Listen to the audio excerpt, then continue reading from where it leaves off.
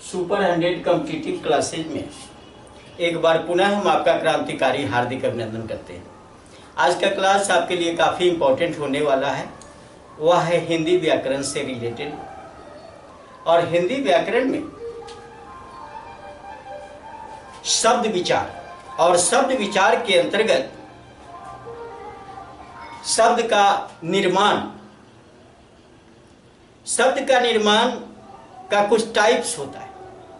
शब्द निर्माण के जो प्रकार होते हैं, जो टाइप्स होते हैं, उसमें पहला है उपसर्ग के द्वारा शब्द का निर्माण, प्रत्यय के द्वारा शब्द का निर्माण और समास के द्वारा भी शब्द का निर्माण। तो आज हम शब्द निर्माण के अंतर्गत समास टॉपिक को ही देखेंगे। समास हम लोगों के लिए काफी इंपॉर्टेंट है। हर एग्जाम में समास से क्वेश्चन होता है और समास से क्वेश्चन समास पहचान करना, समास की पहचान कैसे करें। जब तक समास को थोरो नहीं समझोगे तब तक समास को पहचान नहीं कर पाओ। समासिक पद दे देगा, कभी समास का विग्रह पूछता है, कभी समास की पहचान पूछी जाती है आपसे।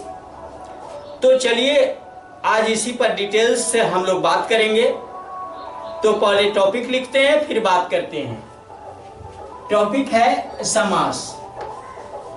समास अंग्रेजी में इसको ले लेते हैं तो कंपाउंड कहते हैं। कंपाउंड ये समास, और ये समास जो है ये वर्ड फॉर्मेशन यानी वर्ड फाउंडेशन का ही एक टाइप। अब ये समास का अर्थ क्या है? समास का अगर शाब्दिक अर्थ ले ले तो समास का अर्थ होता है संक्षेप। संक्षेप, संक्षेप मीन्स संक्षिप्त, उसका शॉर्ट रूप, उसका संक्षिप्त रूप। समास का शाब्दिक अर्थ होता है संक्षेप। अब इसमें हम देखेंगे कि पहले इसको परिभाषित करें, समास क्या है, और फिर बाद में देखेंगे कि इससे शब्दों का निर्माण किस प्रकार होता है। तो समास को परिभाषित करते हैं तो इसमें परिभाषा में बताई गई कि दो या दो से अधिक पद, दो या दो से अधिक पद अपने विभक्ति चिन्हों को छोड़कर एक हो जाते हैं, समास कहलाते हैं। लिखते हैं यहां पर दो या दो से अधिक, दो या दो से अधिक, दो से अधिक पद अपने विभक्ति चिन्हों को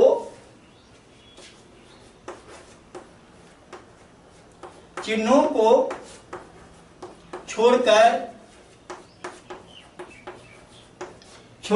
एक हो जाते हैं, एक हो जाते हैं, समास कहलाते हैं, समास कहलाते हैं।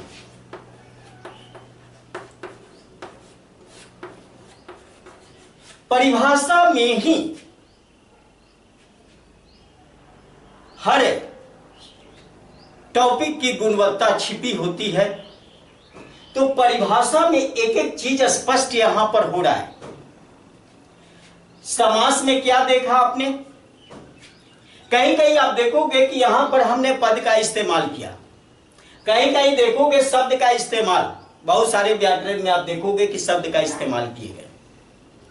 लेकिन अगर आप जानते हो कि दो या दो से अधिक शब्द अपने विभक्ति चिन्हों को छोड़कर एक हो जाते हैं, समास कहलाते हैं। माने समास पदों का मेल होता है या शब्दों का मेल होता है, कह सकते हो आप, फ्री हो, पदों का मेल कहो या शब्दों का मेल कहो।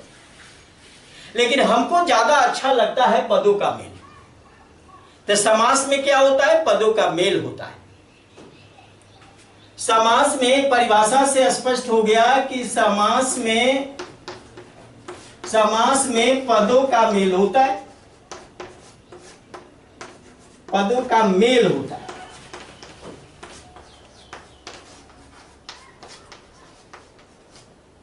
दूसरी चीज है कि समास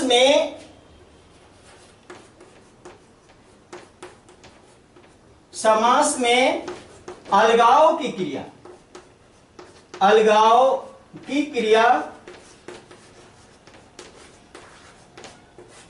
विग्रह कहलाती है, विग्रह कहलाती है। अब इसमें आपने देखा कि इसमें पदों का मेल हुआ, और पदों का मेल यहां पर बताए कि दो या दो से अधिक पद अपने विभक्ति चिन्ह। अब इसको समझना है कि ये विभक्ति चिन्ह क्या है, ये विभक्ति चिन्ह क्या है और कैसे विभक्ति चिन्ह को छोड़कर एक होते हैं। अब मैं उसको बताऊं। अब यहां पर हमने दो चीज रखा, समास में पदों का मेल होता है, पदों का मेल यहां कहा कि दो या दो से अधिक पद एक जगह विभक्ति चिन्ह को छोड़कर एक हो जाते हैं, तब पदों का मेल हो गया।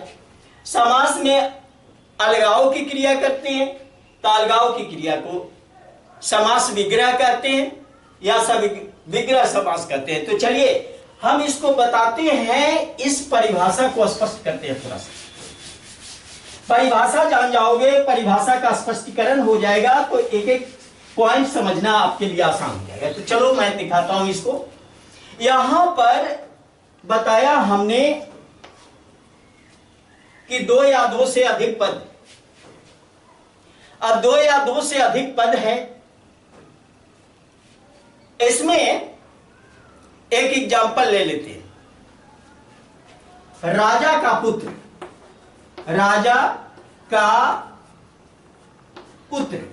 अब इसमें देखो ये दो चीजें हैं, ये दो पद हैं, यहां पर राजा है, यहां पुत्र है, ये पूर्व पद है, पूर्व पद माने पहले वाला पद है, और ये है अंतिम पद, अंतिम पद। ये पूर्व पद है, ये अंतिम पद है, और एक का जो यहां पर दिख रहे हो ये विभक्ति चिन्ह, विभक्ति चिन्ह। अब ये विभक्ति चिन्ह है,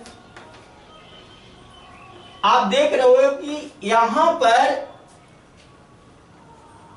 पूर्व पद राजा, अंतिम पद पुत्र और विभक्ति चिन्ह का,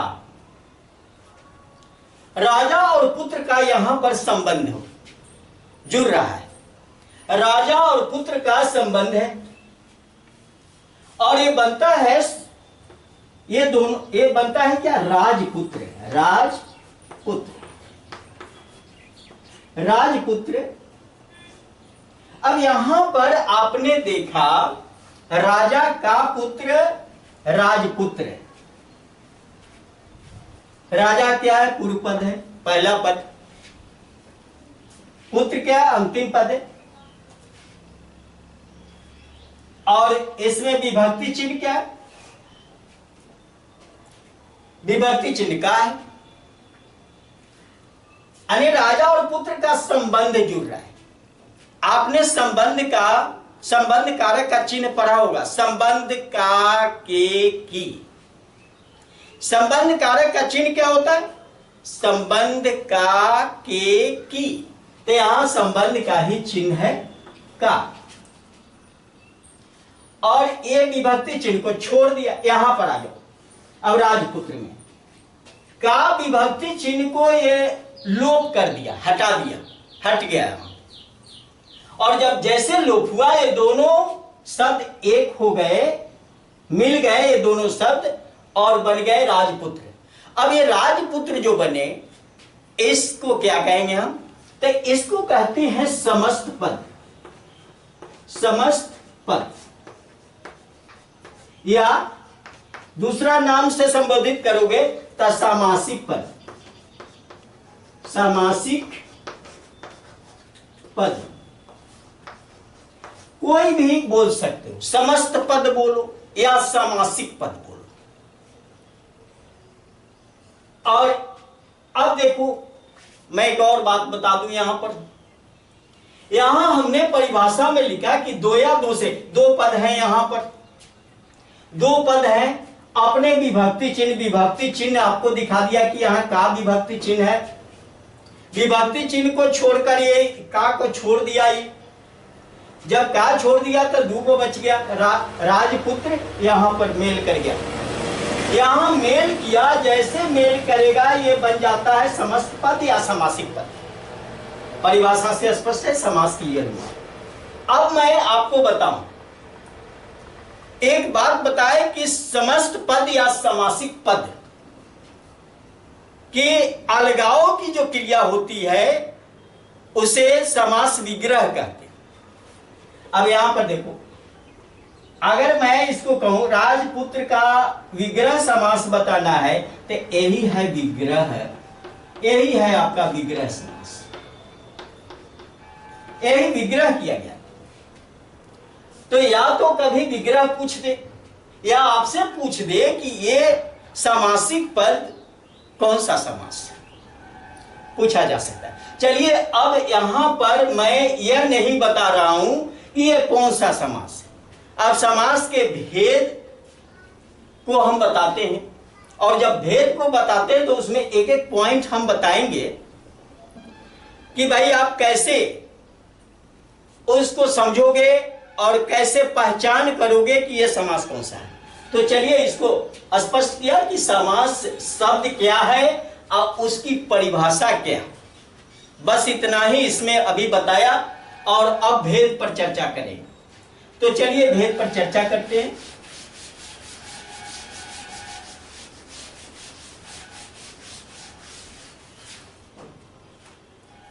समास के भेद, समास के भेद। अब समास के भेद में मुख्यतः 6 भेद होते हैं, 6 भेद होते हैं इसके। ऐसे समास के भेद की बात अगर मैं करूं तो इस 6 भेद के भी और बहुत सारे भेद होते हैं, लेकिन अभी हम मोटा मोटी कुछ भेद को जानेंगे और फिर इसका केवल एक क्लास से तो काम चलेगा नहीं।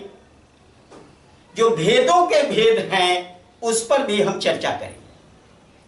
तो पहले समास के भेद को देख लेते हैं। पहला है अव्ययी भाव। अव्ययी भाव समास,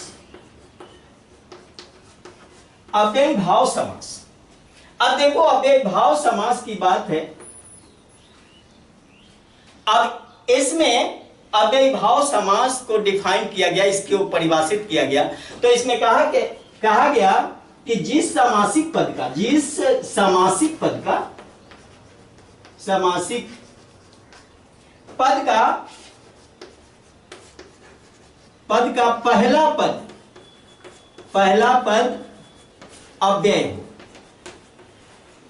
अव्यय हो, वह अव्ययी भाव समास कहलाता है।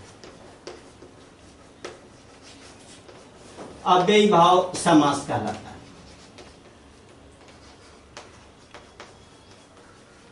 चलिए, पहला पद अव्यय हो। अब अव्यय ही नहीं समझ रहे हो तो फिर आपको कष्ट है। अव्यय होता क्या है? ऐसा शब्द, ऐसा पद जो तीनों वचनों कालों में इसमें कोई परिवर्तन नहीं होता। इस शब्द में किसी प्रकार का परिवर्तन नहीं होता। ये शब्द हर काल में, भूतकाल, वर्तमान काल, भविष्यत काल जो भी है, सब में एक जैसा वर्क करता है। अब तो अव्यय जो होता है वह जिसमें किसी प्रकार का कोई परिवर्तन ही नहीं होता। तो कहा कि अव्ययी भाव समास क्या है। अगर मैं कहूं अव्ययी भाव का अर्थ समझू तो आप देखोगे कि जिसका अव्यय न हो उसका अव्यय प्रस्तुत करना, उसका अव्यय प्रेजेंट करना, जिसका अव्यय न हो उसका अव्यय प्रेजेंट करना। अब देखो मैं बताऊं, एक एग्जांपल लेता हूं, इसमें एग्जांपल से इसको समझे। एग्जांपल है प्रतिदिन। प्रतिदिन, अब यहां प्रतिदिन ये समासिक पद है और कौन सा समास है? तो अव्ययी भाव समास है। अब इसमें प्रतिदिन का मतलब होता है, अगर अर्थ जानोगे तो इसको क्या कहेंगे? हर दिन। हर दिन। अब यहां पर देख लीजिए प्रति क्या है। अब यहां पर मैं प्रति की बात, अब यहां इसको अलग करता हूं। प्रति, प्रति जो है सो अव्यय है और दिन है। दिन क्या है? संज्ञा है। दिन संज्ञा, प्रति अव्यय है, दिन संज्ञा है। और ये जब एक बना क्या? तो प्रतिदिन बन गया, दोनों को जोड़ने से प्रतिदिन। और जब प्रतिदिन बना तो ये शब्द कैसा बना? ये तो समासिक पद है, लेकिन बना क्या? तो क्रिया विशेषण। क्रिया विशेषण। अब आपने क्या देखा कि अव्यय और संज्ञा मिलकर अब यहां पर क्रिया विशेषण का वर्क करेगा ये। और मैं प्रतिदिन को एक और संबोधन करूं तो इसको कहेंगे, ये प्रतिदिन शब्द क्या बना भाई? ये तो क्रिया विशेषण का काम करेगा। क्रिया विशेषण का क्या काम? क्रिया विशेषण का ये काम करेगा, ये काम करेगा। लेकिन ये शब्द क्या है भाई? प्रतिदिन शब्द क्या है? तो अव्यय है। अव्यय। अब देखा आपने, यहां पर हमने देखा कि प्रति अव्यय, दिन संज्ञा है। अब प्रतिदिन जब बना तो ये अव्यय बन गया पूरा। प्रतिदिन जो समासिक पद बना तो ये पूरा का पूरा प्रतिदिन अव्यय बन गया। और ये शब्द कैसे प्रयोग होता है? तो क्रिया विशेषण के रूप में काम करता है। तो इस तरह से अगर आप ये परिभाषा में ही सन्निहित चीजें होती हैं। आप देख रहे हो कि कैसे संज्ञा और अव्यय जब मेल किया तो पूरा का पूरा ये समासिक पद अव्यय बन गया। और यही अव्यय बनना अव्ययी भाव समास है। इसी का ये दोनों का संयुक्त रूप लास्ट में अव्यय का निखार कराता है। अब इस तरह की बात आपने देखा। एक आध और एग्जांपल ले लेता हूं। यथाशक्ति,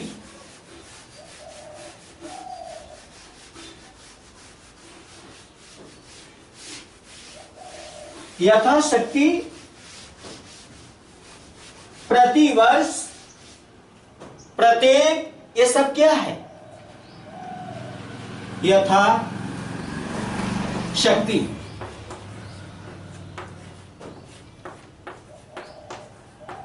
प्रतिवर्ष, प्रत्येक, ये सारी अव्ययी भाव समास के अंतर्गत आते हैं। आजन्म, आमरण,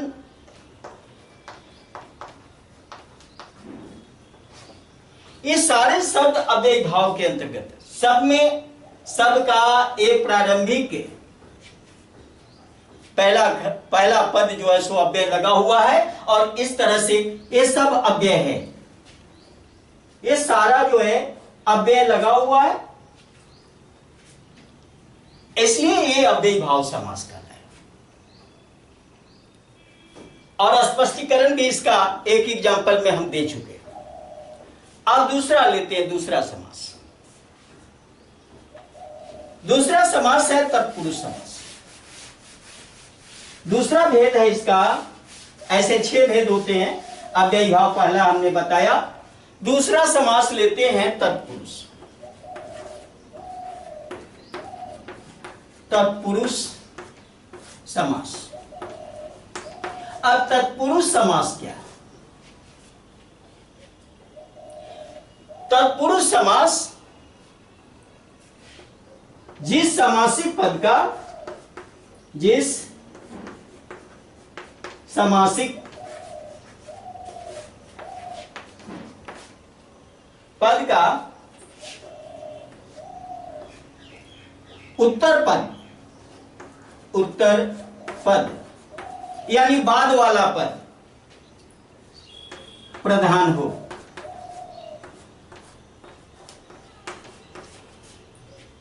वह तत्पुरुष समास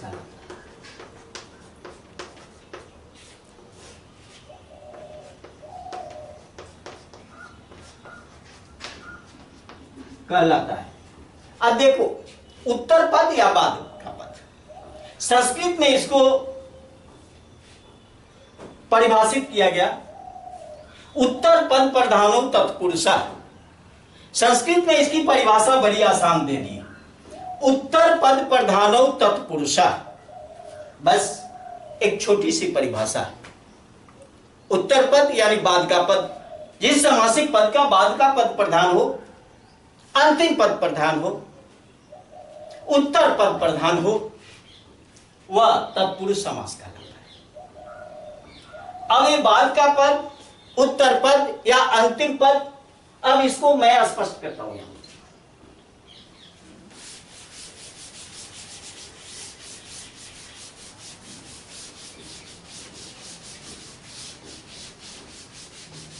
तत्पुरुष समास का एग्जाम्पल देता हूं। अब उदाहरण से इसको, उत्तर पद प्रधानो तत्पुरुषा है। अब इसी पर बात करते हैं।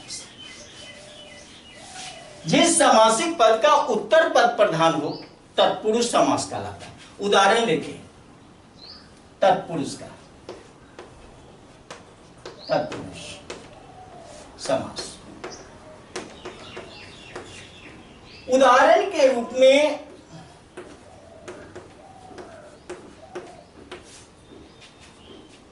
अगर मैं ले लूं राजकन्या,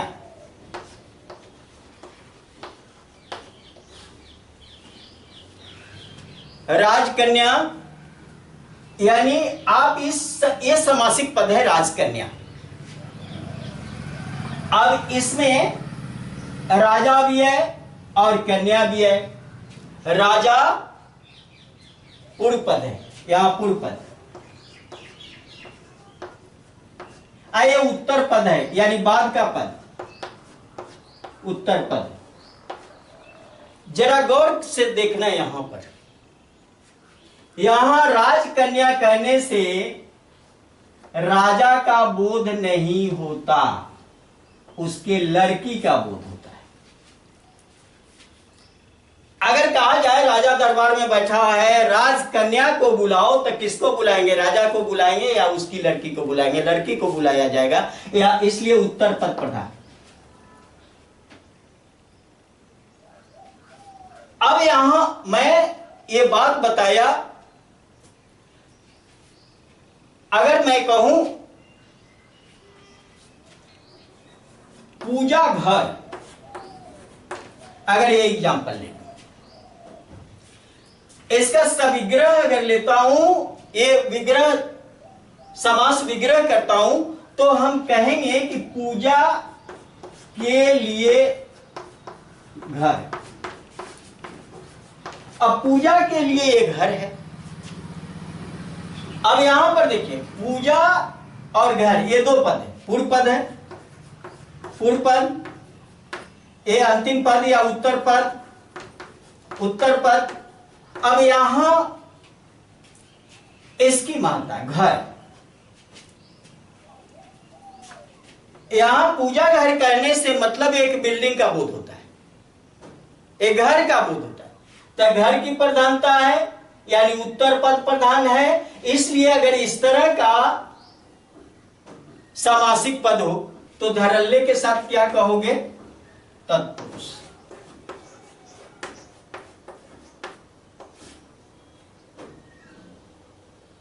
तत्पुरुष समास। अब यहां पर आपने देखा कि ये तत्पुरुष समास क्यों? क्योंकि इसकी प्रधानता, यहां कन्या की प्रधानता, तत्पुरुष समास होगा। अगर मैं कहूं चिड़ी मार, तो चिड़ियों को मारने वाला, मारने वाले की प्रधानता, मतलब शिकारी। अब यहां पर इसलिए जब उत्तर पद प्रधान होता है, अगर मैं कहूं पाठशाला, अगर मैं कहूं पुस्तकालय, अगर पुस्तकालय का पुस्तकालय, पुस्तकालय, अगर पुस्तकालय कहूं तो क्या होगा? पुस्तकों का घर, पुस्तकों का घर। अब यहां पुस्तक इंपॉर्टेंट नहीं है, घर इंपॉर्टेंट, बिल्डिंग को शो कर रहा है, ऐसा बिल्डिंग जिसमें किताब रखा हुआ, तो यह घर की महत्ता हो जाती है। उत्तर पद प्रधान हो तत्पुरुष, जिस समासिक पद का उत्तर पद प्रधान हो वह तत्पुरुष समास का। तब बाद का पद कैसे प्रधान है? मान लिया कि भाई पुस्तकालय में आलय का बोध होता है, आलय इंपॉर्टेंट, पुस्तक जोड़ आलय, पुस्तक जोड़ आलय, तो आलय इंपॉर्टेंट है। पुस्तकालय कहने से घर का एक बोध होता है, ऐसा घर जिसमें पुस्तक रखा हुआ है। तो घर पुस्तकालय कहोगे तब पुस्तक नहीं आएगा, वो घर आएगा। राजकन्या कहोगे तो राजा नहीं आएंगे, राजा की बेटी आएंगे। उसके बाद पूजा घर, पूजा घर कहोगे तब पूजा होना नहीं है, घर का बोध हो जाता है। इसलिए सबका अंतिम पद या उत्तर पद प्रधान हो रहा हो तो ऐसा समास जो है तत्पुरुष समास कहलाता है। तत्पुरुष समास के भी कई भेद होते। अब हम ये पहले एक मोटा मोटी आपके दिमाग में एक संक्षिप्त रूप दे रहा हूं। अब तत्पुरुष समास के जो भेद होते हैं उस भेद को मैं बाद में पढ़ाऊंगा। तत्पुरुष समास के भेद होते हैं जिसमें आपको बताऊंगा द्वितीया, तत्पुरुष तृतीया, तत्पुरुष चतुर्थी, तत्पुरुष पंचमी, तत्पुरुष षष्ठी, तत्पुरुष सप्तमी, तत्पुरुष। इस तरह से तत्पुरुष समास के ढेर सारे भेद हैं। और इसको अगर दूसरा नाम दे दें तत्पुरुष समास के भेद का, तो मैं आपको कहूं कि कर्म तत्पुरुष, करण तत्पुरुष, संप्रदान तत्पुरुष, आपादान तत्पुरुष। इस तरह से तत्पुरुष समास के भेद अलग अलग हो जाते हैं और उसमें भी बताऊंगा। तो वहां पर आपको ध्यान देना है, वहां कारक के चिन्ह के अकॉर्डिंग डिपेंड करता है। जैसे मान लिया कि अब यहां पर बताए, अब ये तो तत्पुरुष समास बता रहे, यहां मैं लिखा यहां पर पूजा घर, एक थोड़ा सा एक झलक मैं दे देता हूं। पूजा घर लिखा, ये इसका सविग्रह बताए, इसका विग्रह समास, समास विग्रह किया। समास विग्रह में बताया पूजा के लिए घर। अब के लिए ये विभक्ति चिन्ह है बंधु, ये विभक्ति चिन्ह कहा जाता है तो आप जानते हो कारक का चिन्ह। अब कारक के चिन्ह में से ढूंढ ले सकते हो कि कहां जाएगा, तो आपको स्पष्ट हो जाएगा। लेकिन उस पर आज हम टीका टिप्पणी नहीं कर रहे हैं, बाद में हम फिर ओनली ये टॉपिक देंगे तत्पुरुष समास का ही स्पेशली टॉपिक देकर और पूरा डिटेल्स उसका भेद बताएंगे। ऐसे मोटा मोटी हमने बताया कि तत्पुरुष समास को पहचान कैसे करोगे।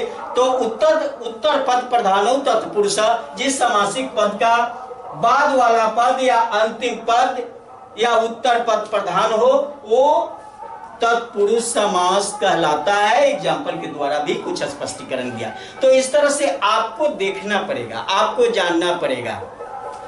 अब चलिए अगला लेते हैं। अगला ऐसे समास का एक और भेद यहां पर पढ़ा देते हैं। समास में को संक्षिप्त रूप में 2 क्लास में एंड करेंगे और फिर उसका भेद पढ़ाएंगे, तो और अदर अलग से क्लास लिया जा सकता है।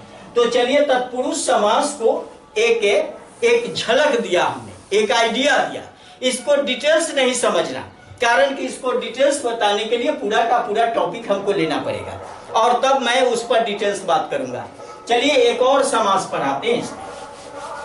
अब एक समास है, वह समास है द्विगु समास। द्विगु समास उसी को लेते हैं, बहुत आसान, बहुत सिंपल और सिंपल तरीके से उसको हम पढ़ लेते हैं। सिंपल तरीके से पढ़ेंगे द्विगु समास।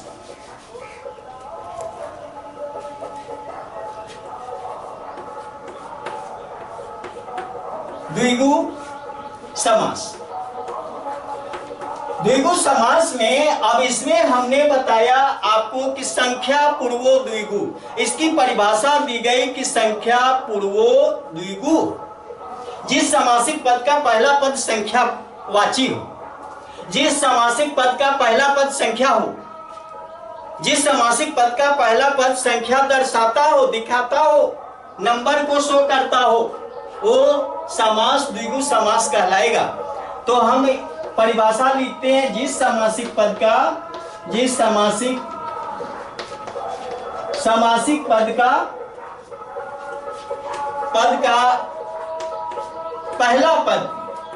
पहला पद संख्यावाची हो, संख्यावाची हो, वह द्विगु समास कहलाता है, वह द्विगु समास कहलाता है। ऐसे संस्कृत में इसकी परिभाषा दी गई, संख्या पूर्वो द्विगु। अब मैं बात बताऊं, यहां पर त्रिभुज, अगर ये त्रिभुज कहें तो त्रिभुज क्या, त्रि मतलब तीन, ये पूर्व पद है, पूर्व पद, और ये है उत्तर पद यानी बाद वाला पद। तब पूर्व पद क्या है, पूर्व पद संख्या, त्रि मतलब तीन। अब तीन भुजाओं से घिरा हुआ,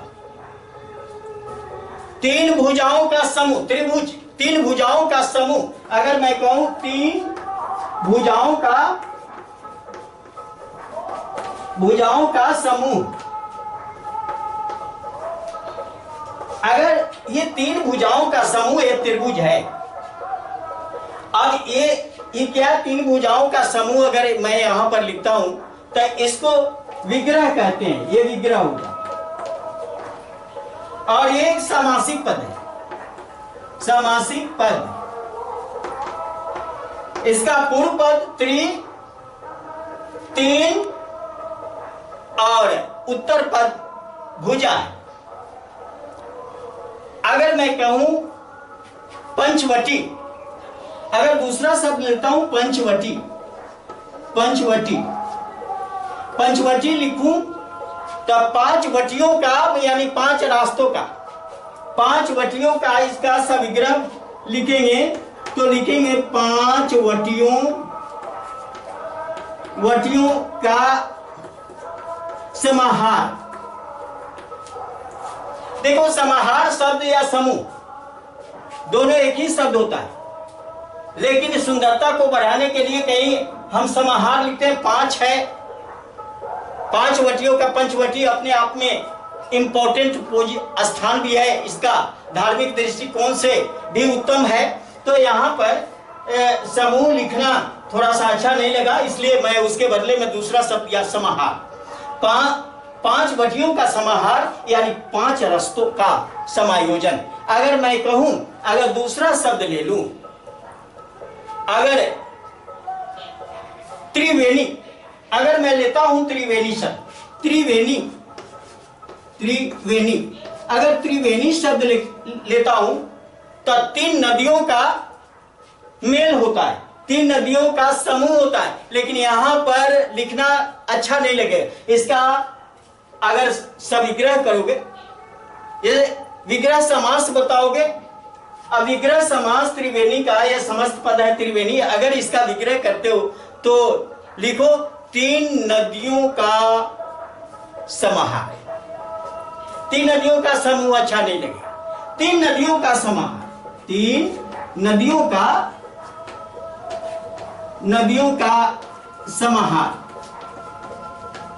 ये ज्यादा अच्छा लगता है। ये भी त्रिवेणी, ये भी पवित्र जगह। इसके बाद अगर चौराहा कहूं, चौराहा में चार हो गए, चार राहों का समूह या चार राहों का समाहार कर सकते हो।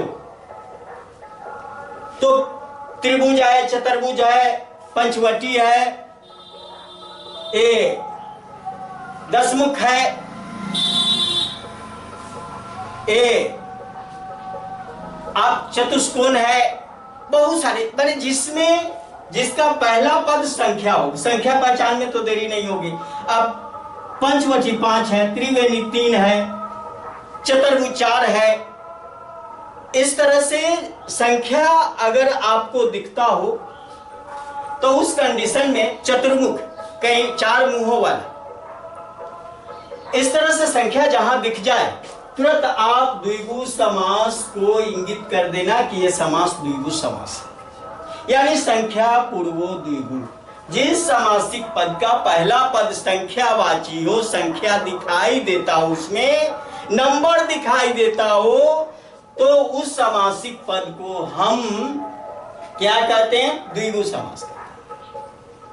अब तीन समास की एक संक्षिप्त चर्चा करी हमने, फिर तीन जो बच जाते हैं उसको सेकंड क्लास में हम स्पष्ट करेंगे। तो चलिए, ये क्लास आपको अच्छा लगा, आपके लिए उपयोगी है, लाभप्रद है, कंपटीशन के दृष्टिकोण से काफी इंपॉर्टेंट। आपसे बार बार पूछा जाता है कि यह समासिक पद कौन सा समास है, यह समस्त पद कौन से समास को इंगित करता है, ये कौन से समास को बताता है, या समास विग्रह पूछ देता है आपसे कि इस समासिक पद का समास विग्रह क्या है। तो आप उसमें पीछे न रहना, परिभाषा दिमाग में रहेगा, स्पष्ट कर लोगे, कहीं कोई दिक्कत होगी ही नहीं।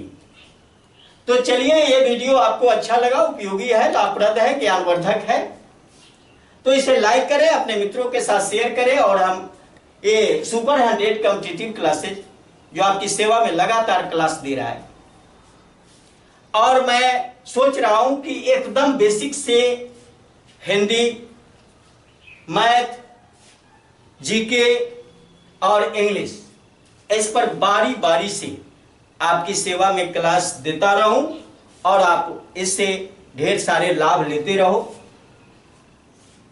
बहुत बहुत धन्यवाद। जय हिंद, जय भारत।